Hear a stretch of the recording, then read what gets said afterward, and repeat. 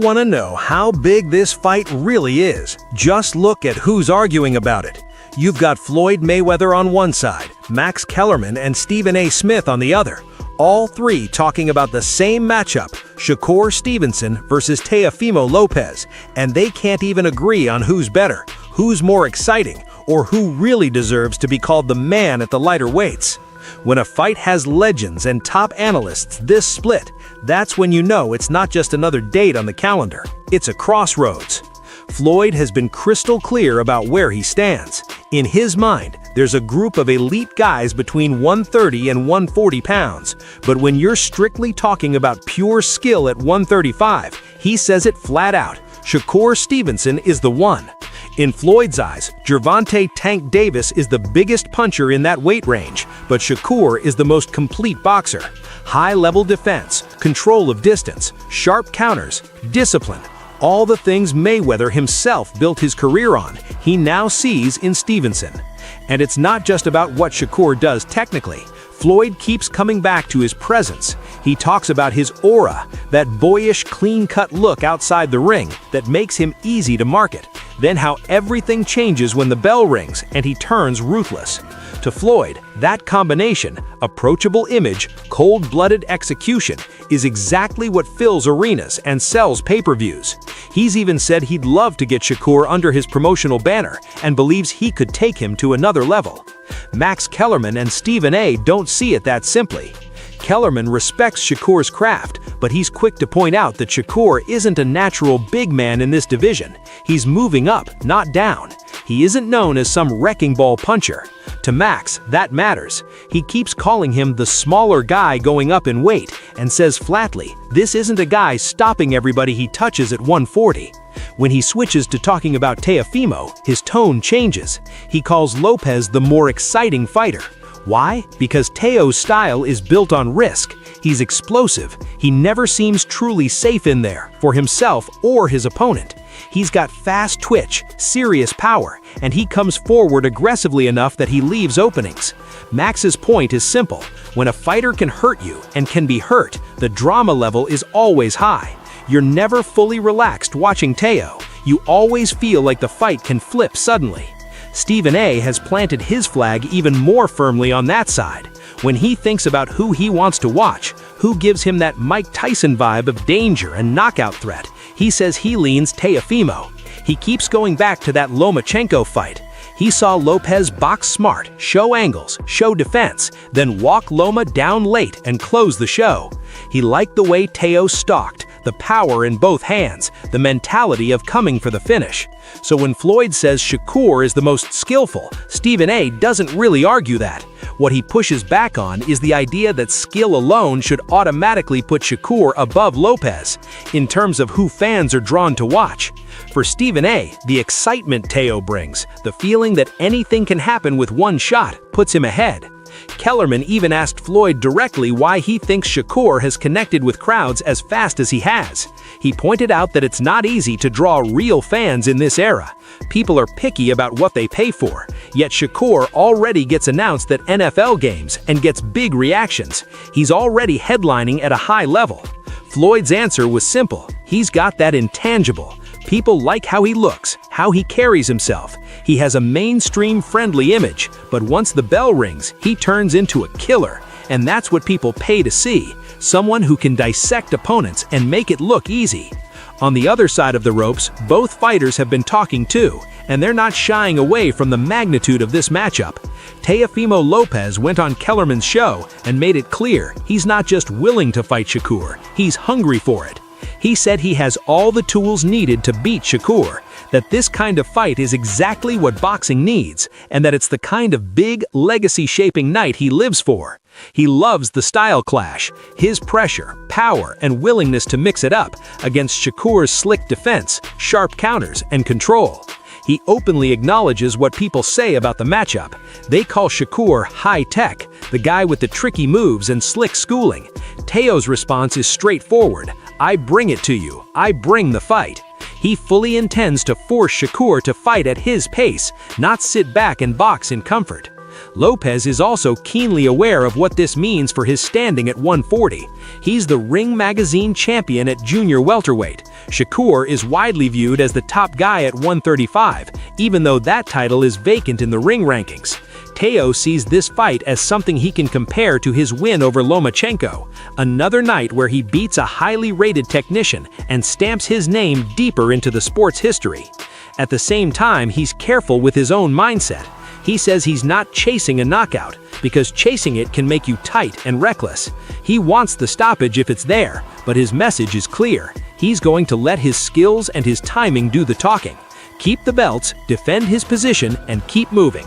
Shakur Stevenson, for his part, has kept the exact same energy he always has, calm, respectful, but fully confident. In pre-fight interviews, he's actually gone out of his way to give Lopez his due. He calls Teo the truth, says he knows exactly what he's walking into, and labels Lopez a great fighter. That isn't the typical pre-fight trash talk. Shakur studies guys carefully, and he doesn't lie when he gives assessments, so when he says it, you can tell he means it. But he always follows it up with the same line, "I'm the better fighter." He believes that. He doesn't need to shout it or insult Lopez to make that point. He just says, "January 31st, we find out." Asked if he'd tell people how he plans to fight, he just smiled and shut that down. Why give your strategy away on camera? The only one who needs to find out is standing across from him on fight night. Other pros have been weighing in, and a clear trend has emerged. When boxers talk, a lot of them lean Shakur. Jaron "Boots" Ennis, one of the most talented young fighters in the sport, looked at the matchup and didn't hesitate. He called it a big fight between two top guys, but said straight up he thinks Shakur cooks Teofimo, something like 9 rounds to 3. He expects it to be competitive early while Teo is fresh and throwing with speed and power, but he believes Shakur will start breaking Teo down mentally as the rounds go on. For Ennis, the key is distance and composure. He says Shakur has a rare understanding of where he needs to be in the ring. He makes it look like you can reach him, but you can't. And when guys start missing and paying for every mistake with a sharp counter, they start to unravel. Boots doesn't think Lopez is always the strongest mentally, so if the fight becomes a chess match instead of a brawl, he favors Shakur heavily. He also refuses to rule out a stoppage. Everyone says decision when they talk about Stevenson because of his style, but Boots reminds people that in boxing, frustration and fatigue can open up a finish late. He says the key for Shakur is to be himself. Don't fight to please the crowd, don't listen to critics calling him boring. Just keep it simple, take the win, and go home safe. Regis Progress, a former world champion at 140, echoed a lot of that analysis. He knows both guys and respects them, but he's firmly in the Shakur camp too. He praises Lopez as an explosive athlete who shines in big fights, pointing to the wins over Lomachenko and Josh Taylor. Regis is not blind to Teo's ability. He calls him nice in there and very dangerous, but he circles back to the same question he's been asking for years: which Teofimo shows up? Because for every big night performance, there are other fights, Kambosos, Sandor Martin, Claggett, where he looked off, frustrated, or lost. Regis thinks Shakur has a big advantage in consistency and mental strength. He can stay locked in for 12 rounds without giving away free opportunities. Lopez, he says, tends to struggle when his plan A doesn't work and the big shots don't land. In his mind, Stevenson can wear Teo down simply by not giving him those clean, satisfying moments he feeds off. At the same time, Progress warns that the punches you don't see are the ones that get you. Lopez is athletic enough and unpredictable enough to throw something from an odd angle that sneaks through Shakur's guard. He doesn't rule out a knockout at all, especially early, but if the fight goes into a rhythm, he expects Shakur to pull away. On the nuts and bolts side, no one has broken down Shakur's style better than Malik Scott. He calls Stevenson's southpaw jab one of the best in boxing. He explains how most fighters have a little rhythmic rock before they launch offense, a tell that they're about to commit, and Shakur reads that bounce like a book. The moment they shift weight forward, he stings them with a fast, precise jab that stops their momentum cold. From a southpaw stance, that's a nightmare if you're an orthodox fighter with your lead hand lazy or low. Malik pulled up Teo's fight with Jermaine Ortiz to show exactly that problem. Lopez often comes in with his lead hand down against lefties, trying to use head movement and reflexes. Against someone like Shakur, Scott calls that a tragedy. It means walking straight into the best shot Stevenson has, over and over. In his view, if Lopez doesn't tighten that up, he's going to be eating that jab all night. And once Shakur finds that timing, everything else, counters, angles, lead hooks, starts coming behind it. All of this is why some in the boxing world are calling this a thinking man's fight. They believe it's going to be all about small margins, one mistake here, one moment there. Some critics worry that Shakur's patient, low-output style could make the bout less of a wild brawl and more of a chess match.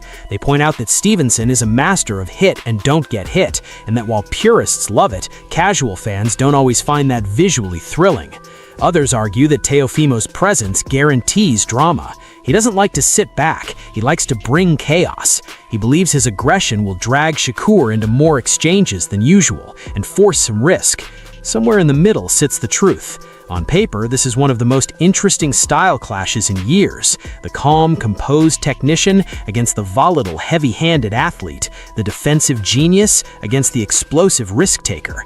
One guy trusted by fighters and purists, the other loved by fans who want knockouts, danger, and swagger. Teofimo knows how important this is. Ring champion at 140 versus the man most people see as the top lightweight, this is the kind of matchup that gets remembered in highlight packages for decades if it lives up to its potential. Teo himself has compared it to the scale of his Lomachenko win.